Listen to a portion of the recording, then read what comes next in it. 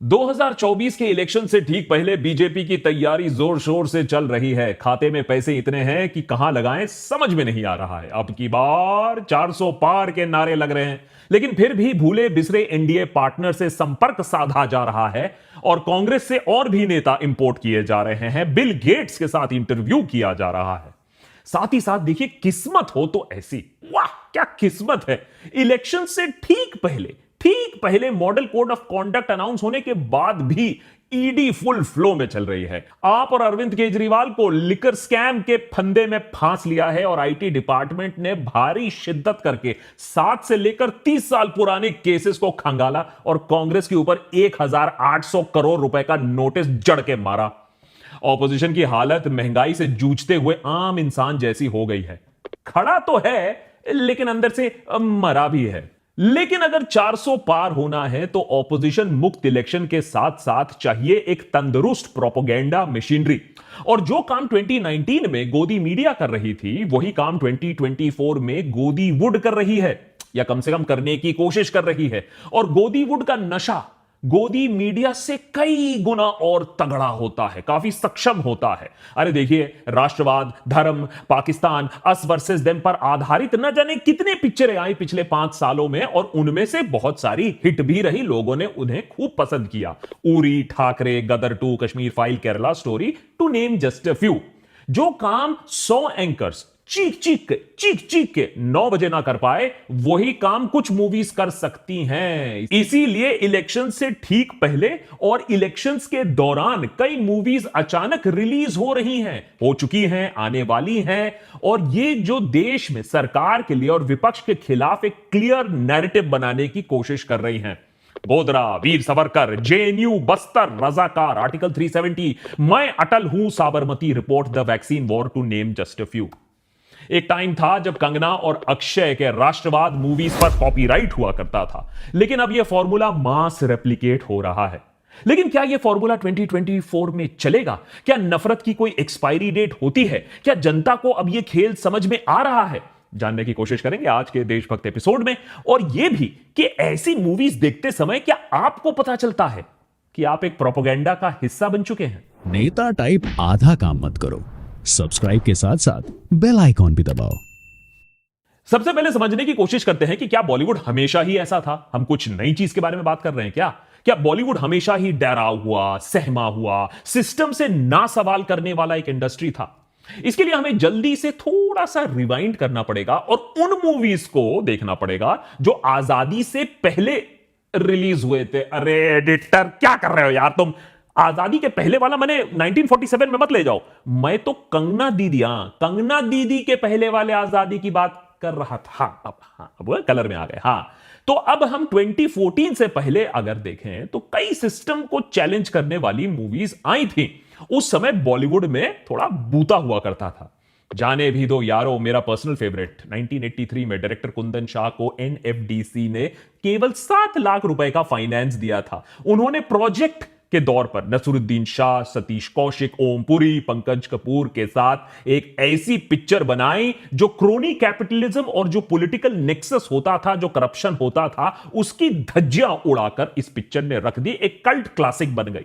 रंग दे बसंती 2006 कांग्रेस गवर्नमेंट के समय आई ये मूवी सीधा डिफेंस मिनिस्ट्री पर मिग 21 के खराब क्वालिटी को अटैक करता था। इस मूवी को डिफेंस मिनिस्ट्री को दिखाया गया और उनसे कॉन्फर्मेशन ले आ गया। पॉलिटिकल क्लास को मालूम था ये मूवी क्या कर रही है, किसके बारे में बात कर रही है। इस मूवी में प्रोटेस्ट दिखाए गए हैं, गवर्नमेंट में करप्शन को एक्सपोज किया गया है, कैसे गवर्नमेंट एक्टिविस्ट को टेररिस्ट बना देते हैं, ये सब बातें की गई हैं। लेकिन फिर भी ये मूवी रिलीज हुआ और सुपर हिट भी बना। पीके, हालांकि यह मूवी दूसरी आजादी के बाद बनी थी, पर अस वर्सेस देम की बिरयानी तब तक अच्छे से पकी नहीं थी। बाबा हो या मौलाना, रिलीजियस प्रैक्टिसेस के ऊपर सीधे तरीके से वार करती है। लोगों को धर्म के नाम पर कैसे भटकाया जाता है, कैसे एक्सप्लॉइट किया जाता है, इस मूवी ने डिटेल में दिखाया था और सबको टाइट किया था। और तब भी 600 करोड़ से ज्यादा बिजनेस किया पीके ने। ना बैन हुई, ना बॉयकॉट हुई, या फिर थिएटर में ना इसको आग लगा दिया गया। उससे भी भड़काऊ टॉपिक माचिस, 1996 की मूवी गुलजार डायरेक्टेड माचिस एक बहुत ही सेंसिटिव टॉपिक को छूता है, इंसर्जेंसी इन पंजाब और कैसे करप्ट पुलिस सिस्टम के वजह से साधारण लोग भी टेररिस्ट बनने की ठान लेते हैं। पंजाब को लेकर और पंजाब की पॉलिटिक्स, जो गंदी पॉलिटिक्स है, इस पिक्चर में दिखाई गई है। लेकिन तब भी उस वक्त की सरकार को यह ना लगा कि इस मूवी से उनकी इमेज खराब हो जाएगी, देश को खतरा हो जाएगा, टुकड़े टुकड़े हो जाएंगे। इनफैक्ट माचिस उस साल की बेस्ट पॉपुलर मूवी का नेशनल अवार्ड भी जीतती है।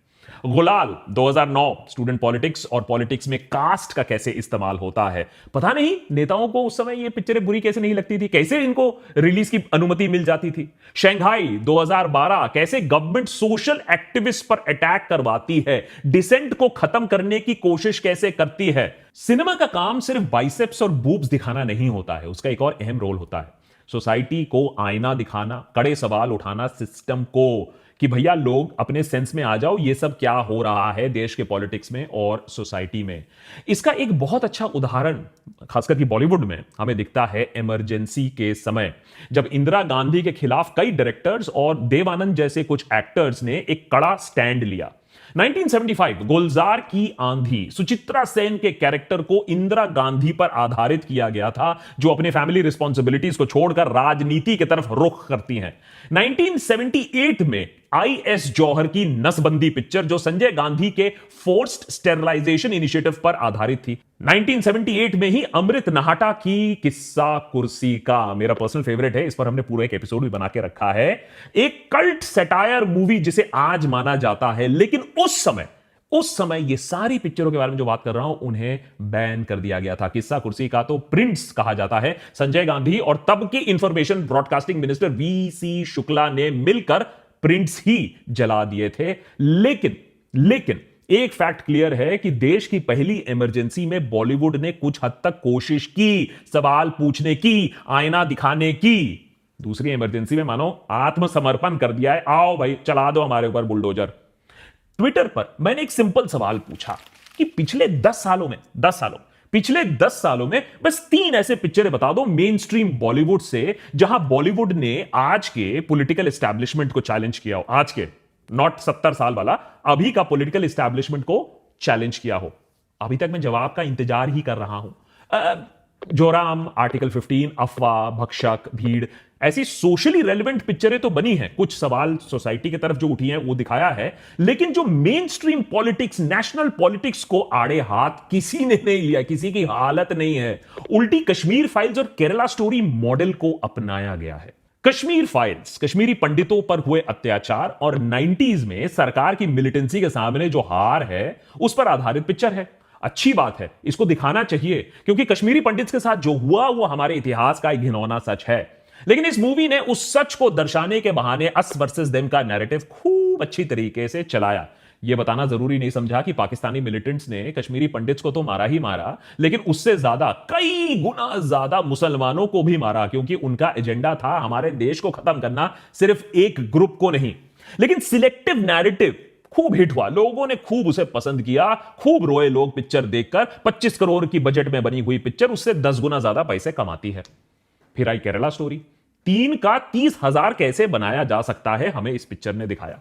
डायरेक्टर सुदीप्तो सेन ने साफ झूठ और नफरत पे बनाई एक पिक्चर, जिसे कहा फैक्चुअल मूवी है, कि कैसे केरला में आईसिस का एक बहुत बड़ा नेटवर्क है, सरकार को उसके बारे में मालूम नहीं, और कैसे 20-30 हजार महिलाएं यहां से चली गई हैं और रेगिस्तान में, सीरिया में दफना दी गई हैं, आईसिस स्लेव बन गई हैं। फाइनली सुप्रीम कोर्ट को इंटरवीन करना पड़ा और मूवी के पहले एक डिस्क्लेमर लगवाना पड़ा कि यह मूवी वर्क ऑफ फिक्शन है। लेकिन तब तक 30 करोड़ की पिक्चर करीबन 300 करोड़ कमा चुकी थी, सुपर ब्लॉकबस्टर हिट बन चुकी थी।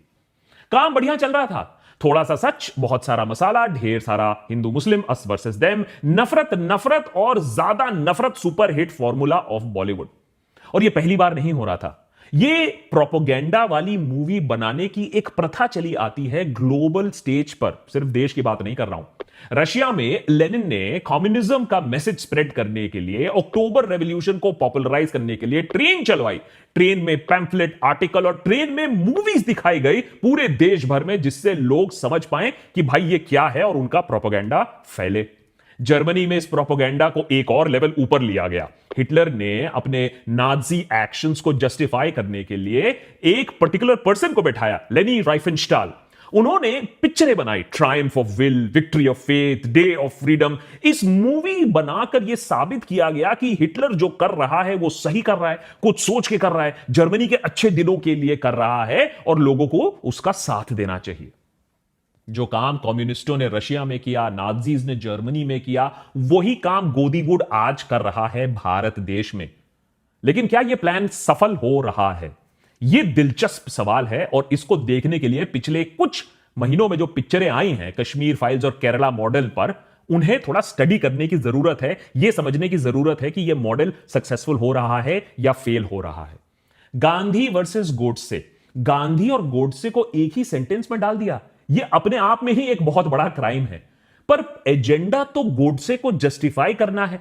मूवी से बढ़िया ऑप्शन आपके पास है नहीं। राजकुमार संतोषी जैसे नामी गिनामी डायरेक्टर ने यह पिक्चर बनाई और 80 लाख का बिजनेस किया सिर्फ ओपनिंग डे पर, और उसके बाद यह सीडी पर गिरता ही रहा। क्यों? क्योंकि यह पिक्चर ना गांधीवादियों को पसंद आई और ना गोडसे वालों को। गोडसे वालों ने तो पिक्चर देखने के बाद बोला, अम्मा मारो गोली इस पिक्चर को। फिर आता है सवाल वैक्सीन वॉर का।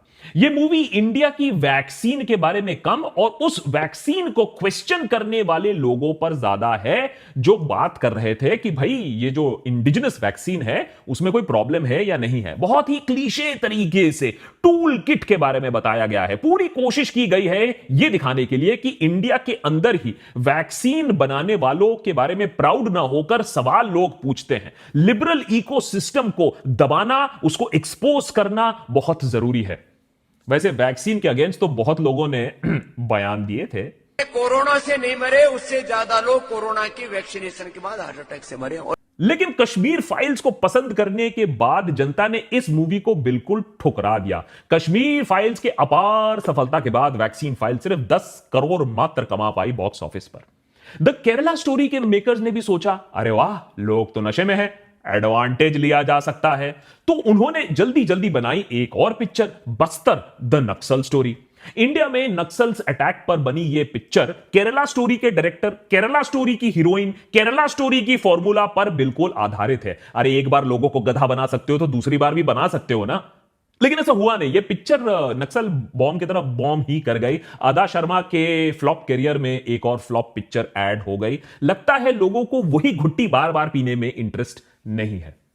पहले की हेट स्टोरी में मल्लिका शेरावत हुआ करती थी और बहुत सारा स्लीज हुआ करता था। आज के हेट स्टोरी में ढेर सारा हेट और सिलेक्टिव हिस्ट्री होता है।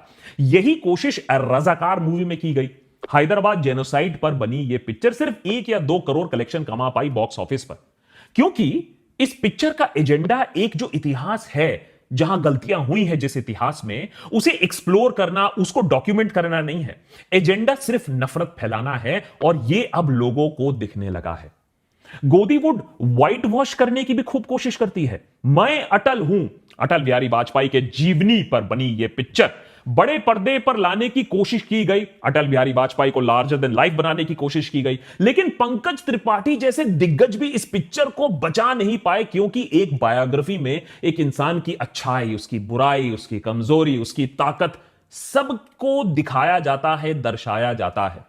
लेकिन हम यहां बायोपिक बनाते हैं सिर्फ सफेदी करने के लिए, तो बॉक्स ऑफिस पर यह भी फ्लॉप हो गया। लेटेस्ट एग्जांपल इस फ्लॉप शो में गोदीवुड का फेलियर वीर सावरकर, जिसके लिए रणदीप हुड्डा ने अपनी जान लगा दी। जान नहीं, तन मन धन, सच्ची बोल रहा हूं। क्योंकि वो कहते हैं कि इस पिक्चर को चलाने में, बनाने में, इसको बड़े पर्दे पर लाने में हुड्डा ने अपने पिताजी की खरीदी प्रॉपर्टी भी बेच दी। लेकिन लोगों ने यह पिक्चर नहीं देखी। अरे भाई, व्हाट्सएप पर रिलीज कर दो, फ्री डेटा के साथ लोग आराम से यह पिक्चर देखेंगे। वैसे कंगना ने तेजस, वो व्हाट्सएप पर भी लोगों ने फ्री में देखना मना कर दिया। इसीलिए अब 10 फ्लॉप के बाद कंगना राजनीति में आ रही है। अब कम से कम जो काम इनडायरेक्टली कर रही थी गोदीवुड के थ्रू, डायरेक्टली तो करेगी। कई हिट मूवीज फ्लॉप कर रही हैं, लोगों को सच दिख रहा है। लेकिन इसका मतलब कतई मत समझिए कि यह फॉर्मूला फ्लॉप हो चुका है, पूरा का पूरा एजेंडा एक्सपोज हो चुका है। अब देखिए ना, सरकार की अपार सफलता दिखाने के लिए उरी मूवी की जो पूरी टीम है उन्होंने बनाई आर्टिकल 370। आदित्य धार की प्रोडक्शन में बनी, starring Yami Gautam, same formula, लेकिन मूवी बहुत ही स्लिक अंदाज में बनाई गई और लोगों को जेन्युइनली ये पिक्चर पसंद आई। क्योंकि मेरे ख्याल से लोग जेन्युइनली सोचते हैं, वो ऑनेस्टली सोचते हैं कि जम्मू एंड कश्मीर में अब शांति आ चुकी है, लोग खुश हैं वहां। आर्टिकल 370 आने के बाद लोग इतने खुश हैं कि 3 साल से वहां इलेक्शन ही नहीं करवाया गया है। लेकिन मूवी की टाइमिंग अच्छी थी, 100 करोड़ से ज्यादा पिक्चर कमा गई। तो सवाल यह है कि आर्टिकल 370 अब एक एक्सेप्शन रहेगा इस गोदीवुड में, या सवरकर, बस्तर, वैक्सीन फाइल्स के तरह बाकी की पिक्चरें जो आने वाली हैं वो भी एकदम फ्लॉप होंगी, ध्वस्त हो जाएंगी।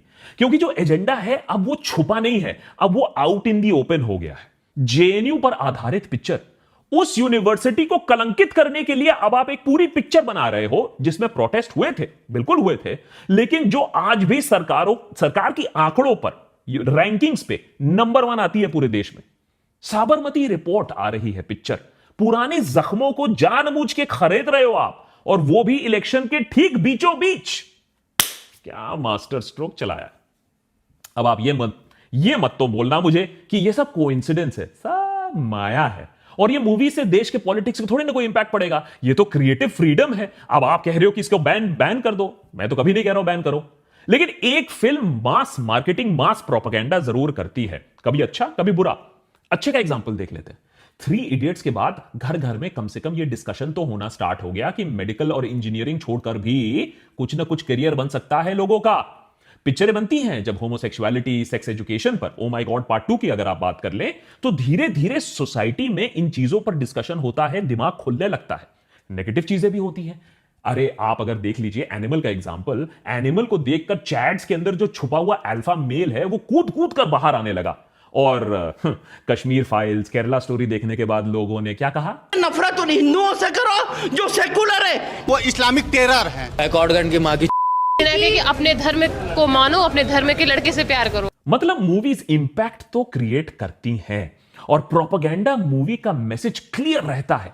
एक कम्युनिटी के कारण सारी प्रॉब्लम होती है। कैसे एक ग्रुप जो एंटी नेशनल एक्टिविटी करती है, जो ग्रुप जो सरकार से सवाल पूछती है, जो आपको खतरे में डालती है, प्रोपेगेंडा अगर गवर्नमेंट के फेवर में है तो गवर्नमेंट उसे भी प्रमोट करती है।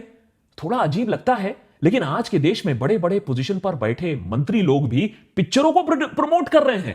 पर क्या करें भाई, जब इलेक्शन जीतना है और जब आपके पास जमीन पे क्या काम हुआ है ज्यादा दिखाने के लिए है नहीं, लोगों की जेब खाली है, महंगाई बढ़ रही है, तो फिर आपको यही सब दिखाना पड़ेगा ना कि खतरे में है। पिक्चर कैसे दिखाती है? कमेंट सेक्शन में बताइए मुझे कि इनमें से कितनी पिक्चरें आपने देखी है। जाहिर है ज्यादा नहीं देखी होंगी, नहीं तो फ्लॉप तो इतनी बुरी तरीके से नहीं की होती। लेकिन क्या आपको यह बात समझ में आ रही है कि कल का बॉलीवुड आज का गोदीवुड बन गया है?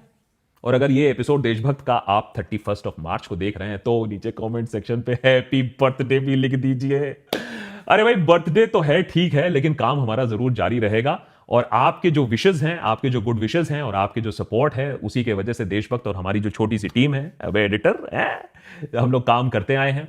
हमारा काम जो है वो हम करते रहेंगे। हम जिस तरीके का जो प्रोपेगेंडा हो रहा है, जो हमारे देश को डिवाइड करने की कोशिश हो रही है, हमारे देश में जो जहर मिलाने की जो लोग कोशिश कर रहे हैं, उन्हें हम बार बार एक्सपोज करते रहेंगे, चाहे वो बड़े पर्दे पर हो या वो पॉलिटिकल स्टेज पर हो, वो काम हम जरूर करते रहेंगे। तो happy birthday to me and happiness and joy to all the subscribers of Deshbhakt. आपका आशीर्वाद, आपका सपोर्ट बस मिलता रहे तो हमारा ये सफर, और स्पेशली अगले इलेक्शन में कवरेज में, वो आगे बढ़ता रहेगा। Many thanks for watching.